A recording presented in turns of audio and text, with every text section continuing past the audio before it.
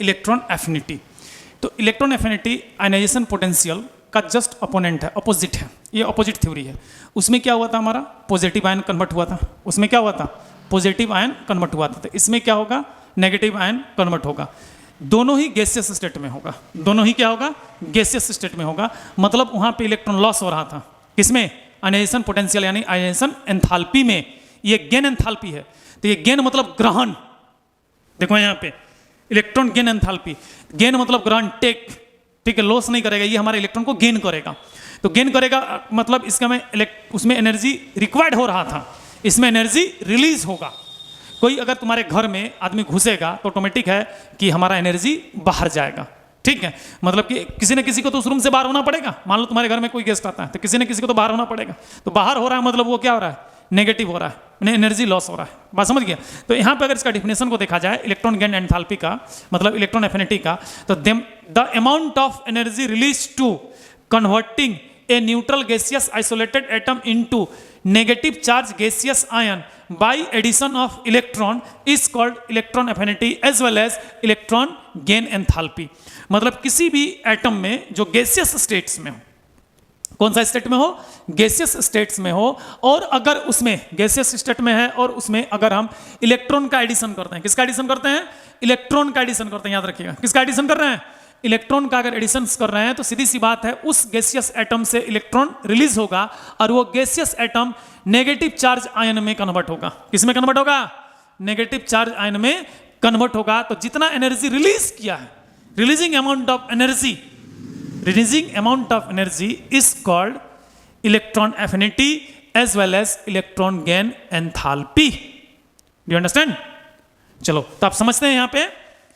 अब देखो मान लो ये ए हमारा एक गैसियस आइसोलेटेड एटम है, गैसियस आइसोलेटेड एटम है, और यहाँ पे एक इलेक्ट्रॉन इसको हम लोग ऐड कर दिए। तो जैसे ही एक इलेक्ट्रॉन ऐड किया बेटा, तो यहाँ से ये गैसियस आयन में कन्वर्ट हो गया, नेगेटिव आयन में, ठीक है। लेकिन यहाँ पे एच न्यू एनर्जी रिलीज हो गया, ये रिलीज एनर्जी है एच न्यू। एच का वैल्यू आपको हम बता चुके हैं, प्लांक कांस्टेंट है, ठीक है। तो ये जो एनर्जी रिलीज हुआ है ना, यही एक्चुअली में ये जो रिलीज एनर्जी है, यही रिलीज एनर्जी एक्चुअली में इलेक्ट्रॉन गेन एंथैल्पी है। ये release energy electron gain enthalpy है, ठीक है। मतलब सिंपल सा बात है, अगर इलेक्ट्रॉन लॉस करेगा, सिंपल सा बात समझ लो, कोई भी एटम अगर इलेक्ट्रॉन लॉस करता है इसका मतलब उसका आयनाइजेशन पोटेंशियल हायर है, और कोई इलेक्ट्रॉन अगर कोई भी एलिमेंट्स अगर इलेक्ट्रॉन गेन करता है मतलब उसका ये इलेक्ट्रॉन एफिनिटी ज्यादा है।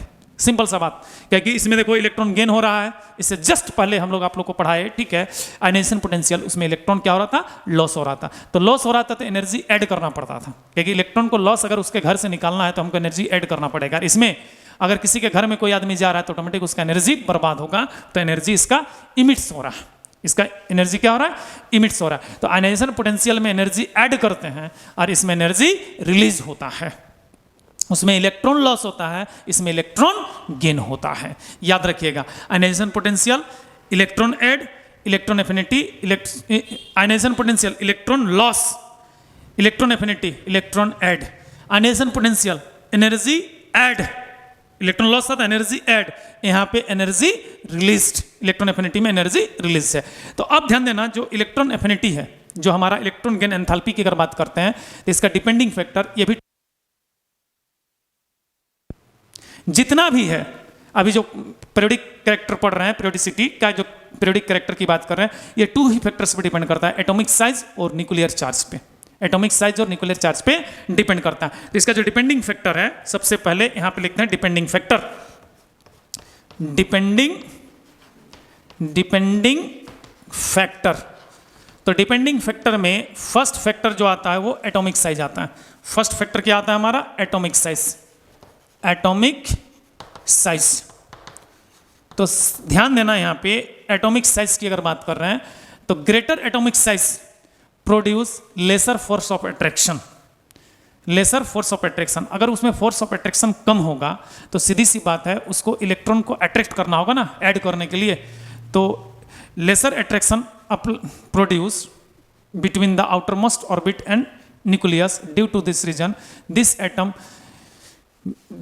Atom become negative and very difficult. इसको नेगेटिव आयन बनाना बहुत ही डिफिकल्ट होगा, सिंपल सा बात है। क्योंकि अगर लेस फोर्स ऑफ अट्रैक्शन होगा तो मान लीजिए आपके घर में, जैसे कि ध्यान दीजिएगा, अक्सर जो घर में कम फैमिली से अटैच रहता है, अगर कोई फैमिली से कम अटैच रहता है तो उसके पास मेहमान कम आते हैं।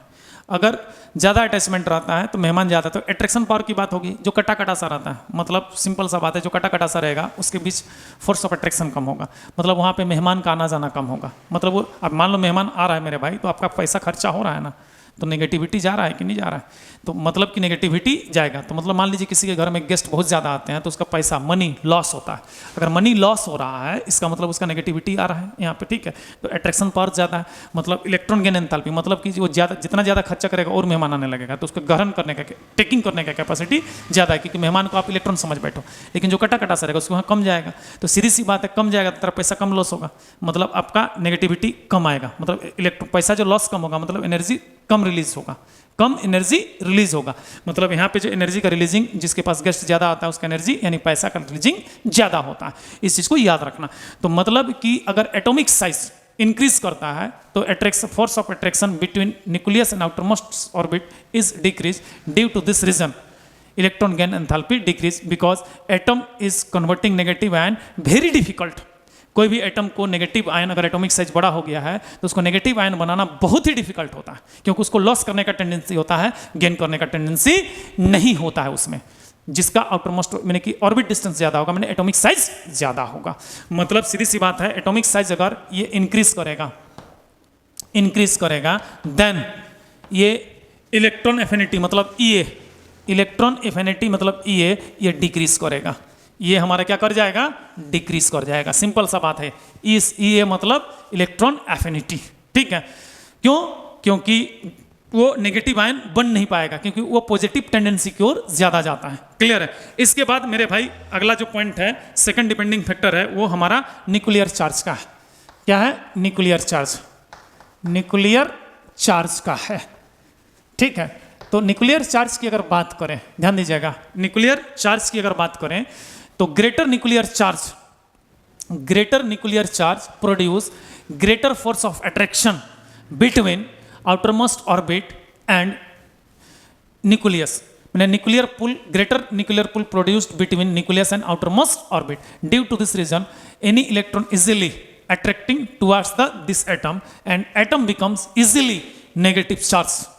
क्योंकि अगर अट्रैक्शन ज़्यादा होगा तो किसी अदर को भी हम बहुत जल्दी अट्रैक्ट कर सकते हैं, जिसके कारण से वो एटम इजीली नेगेटिव आयन में कन्वर्ट हो सकता है। मतलब अगर न्यूक्लियर चार्ज इंक्रीज करता है, न्यूक्लियर चार्ज इंक्रीज करता है, इसका मतलब उसका इलेक्ट्रॉन एफिनिटी भी इंक्रीज करेगा। मतलब सिंपल सा बात है, न्यूक्लियर चार्ज अगर इंक्रीज है देन ईए इलेक्ट्रॉन एफिनिटी ये भी इंक्रीजिंग मोड में होगा। ये हमारा क्या होगा?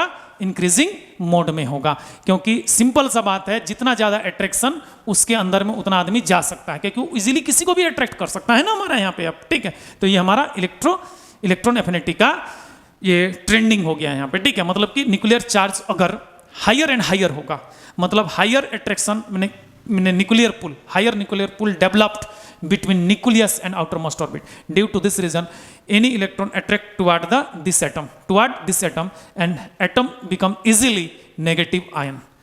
Due to this reason electron affinity is higher. मतलब ये इंक्रीज करेगा तो इलेक्ट्रॉन एफिनिटी इंक्रीज करेगा। अब ट्रेंड्स में अगर देखेंगे तो डाउन द ग्रुप, सबसे पहले डाउन द ग्रुप की बात करते हैं। डाउन द ग्रुप, अगर डाउन द ग्रुप जो होता है वो टॉप टू बॉटम होता है, टॉप टू बॉटम होता है। तो टॉप टू बॉटम ध्यान देना, टॉप टू बॉटम में एटॉमिक साइज इंक्रीज करेगा। तो एटॉमिक साइज अगर इंक्रीज करेगा तो उसका पॉजिटिविटी कैरेक्टर इंक्रीज करेगा। तो पॉजिटिविटी कैरेक्टर अगर इंक्रीज करता है तो सिंपल सा बात है, उसको नेगेटिव आयन बनाना बहुत डिफिकल्ट होगा, नेगेटिव आयन बनाना बहुत डिफिकल्ट होगा, ठीक है ना। मैंने कि नेगेटिव आयन बनाना बहुत, टॉप टू बॉटम अगर जाएंगे, ठीक है, तो हमारा नेगेटिव आयन बनाना बहुत डिफिकल्ट होगा। मतलब कि सीधी सी बात है, उसमें इजीली डिफिकल्ट होगा, मतलब उसमें कम एनर्जी की जरूरत पड़ेगी हमारी, ठीक है। तो टॉप टू बॉटम अगर एटॉमिक साइज अगर इंक्रीज करता है, सिंपल सा बात है, ठीक है, तो इलेक्ट्रॉन मैंने कि इजीली जो होता है वो लॉस करने का टेंडेंसी रखेगा। तो इलेक्ट्रॉन एफिनिटी की अगर बात करें, ठीक है, तो टॉप टू बॉटम, ठीक है, टॉप टू बॉटम में हमारा डिक्रीज कर जाएगा। टॉप टू बॉटम में क्या कर जाएगा? डिक्रीज करेगा। और लेफ्ट टू राइट में हमारा इलेक्ट्रॉन एफिनिटी इंक्रीज कर जाएगा। ठीक है, तो टॉप टू बॉटम में जो ईए की बात करते हैं इलेक्ट्रॉन एफिनिटी, ये क्या कर जाएगा, डिक्रीज कर जाएगा। क्या कर जाएगा मेरे भाई, डिक्रीज। ठीक है, क्योंकि एटॉमिक साइज इंक्रीज कर रहा है यहाँ पे। ठीक है, अब देखो यहीं पे अगर अक्रॉस द पीरियड की बात कर रहे हैं, अक्रॉस द पीरियड की बात कर रहे हैं, अक्रॉस द पीरियड मतलब left to right, left to right, left to अगर राइट की अगर बात करें तो ध्यान देना यहाँ पे अक्रॉस द पीरियड में कि लेफ्ट टू अगर राइट जाते हैं तो सिंपल सा बात है, न्यूक्लियर चार्ज इंक्रीज करेगा। न्यूक्लियर चार्ज इंक्रीज करेगा तो उसको नेगेटिव आयन बनाना बहुत ही डिफिकल्ट है। ठीक है, क्योंकि नहीं नेगेटिव आयन बने कि इजीली बनेगा, मतलब ज़्यादा एनर्जी जल्दी एडिशन में ज़्यादा से ज़्यादा उसमें अट्रैक्शन होगा। इसमें क्या रहा, टॉप टू बॉटम में लेस अट्रैक्शन हो रहा था। ठीक है ना, तो जिसके कारण से आउटर इलेक्ट्रॉन को कम अट्रैक्ट कर रहा था, लेकिन इसमें न्यूक्लियर पुल ज़्यादा है तो आउटर इलेक्ट्रॉन को ज़्यादा से ज़्यादा अपने पास बुलाएगा। ठीक है, तो इसका इलेक्ट्रॉन एफिनिटी ज़्यादा होगा, मतलब लेफ्ट टू राइट जाएंगे तो न्यूक्लियर चार्ज इंक्रीज करता है। ड्यू टू दिस रीजन यहाँ पे इसका ईए लेफ्ट टू राइट में हमारा क्या कर जाएगा, इंक्रीज कर जाएगा, ये हमारा इंक्रीज कर जाएगा। तो मोस्ट ईए जो होता है, मोस्ट ईए इलेक्ट्रॉन एफिनिटी, थोड़ा सा यहाँ पे फ्लोरीन होना चाहिए था, लेकिन फ्लोरीन ना होकर के क्या होता है, क्लोरीन होता है। और लिस्ट ईए जो होता है, लिस्ट ईए जो होता है मेरे भाई वो सीजियम का होता है। किसका होता है, हमारा सीजियम का होता है लिस्ट ईए। ठीक है, तो सबसे कम इलेक्ट्रॉन एफिनिटी सीजियम का देखने को मिलेगा और सबसे हाईएस्ट इलेक्ट्रॉन एफिनिटी क्लोरीन का देखने मिलेगा। अब तुमको लग रहा होगा, देखो ये हमारा नोबेल गैस है इसलिए इसको बाहर कर दो। ठीक है, यहाँ से तो फ्लोरीन टॉप में, तो फ्लोरीन का होना चाहिए। तो कुछ इसका जो होता है ऑर्बिट नेचर है और अट्रैक्शन नेचर है, रिएक्शन नेचर है बेटा, रिएक्टिविटी नेचर होता है। तो रिएक्टिविटी नेचर के कारण इलेक्ट्रॉन एफिनिटी जो सबसे ज्यादा होता है क्लोरीन का आता है। एक्सेप्शन है, ये एक्सेप्शन आगे जाकर के आपको क्लियर करूंगा, अभी फिलहाल टेबल पढ़ा रहा हूं तो ध्यान में रखना इस चीज को कि इलेक्ट्रॉन एफिनिटी किसका होगा ज्यादा, क्लोरीन का। हाँ, क्लोरीन का इलेक्ट्रॉन एफिनिटी क्यों होता है इसका रीजन मैं आगे डिस्कस करूंगा, अभी नहीं।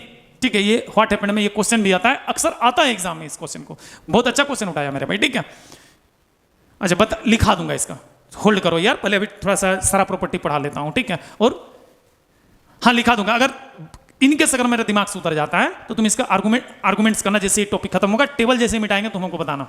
उसके बाद मैं रीजन बता दूंगा कि क्यों इलेक्ट्रॉन एफिनिटी क्लोरीन का ज्यादा होता है, फ्लोरीन का नहीं होता है। इसका रीजन बताऊंगा, क्वेश्चन आता ही है एग्जाम में, एकदम बहुत अच्छा क्वेश्चन, बच्चा पढ़ रहा है आजकल। ठीक है, चलो ठीक है,